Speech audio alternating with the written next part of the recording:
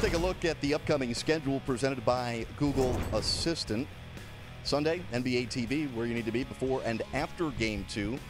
Our pregame coverage live from the court in Oracle begins at 6 Eastern, 3 Pacific. Remember, to get the latest final schedule, just ask your Google Assistant.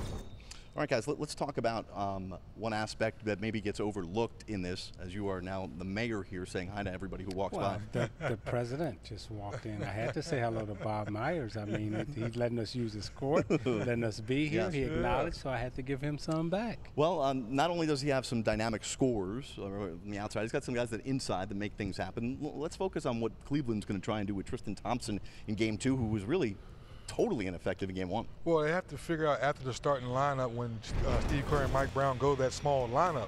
Do you leave Tristan Thompson on the floor? Or do you leave Kevin Love on the floor? I think in Game 1, Ty Lue decided to go with Kevin Love, maybe a better outside shooter. He gets to 21 rebounds, but I think they lost some of their physicality not having Tristan Thompson on the floor. Yeah, and not having Tristan Thompson on the floor, you know, it allows Kevin Durant to have to play against Kevin Love sometimes. And I think when you're trying to play Tristan and Kevin together, you know, the problem is who guards Durant if you don't want to put LeBron on him consistently.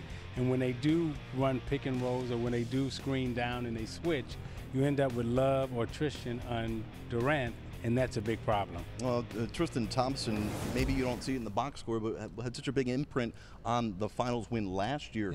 Deflecting shots, not allowing Steph Curry to get open looks at the basket. Does Ty Lue kind of have to force feed him in the game? Somehow you have to figure it out because he brings so much to the table, to your point, the way he plays defense. And when they in the pick and roll situation, he's one of the few big guys that can move his feet for a few possessions to, you know, kind of slow down those guards a little bit. But not having him on the floor, I think, hurt a lot with the physicality and rebounding. And last year, what they didn't have, Golden State didn't have 38 and 8 and 8 yes. from number 35. Right. It wasn't a number 35 named Durant on that team last year. By the way, they've since added a rebound. Yes, 9 rebounds for Kevin Durant.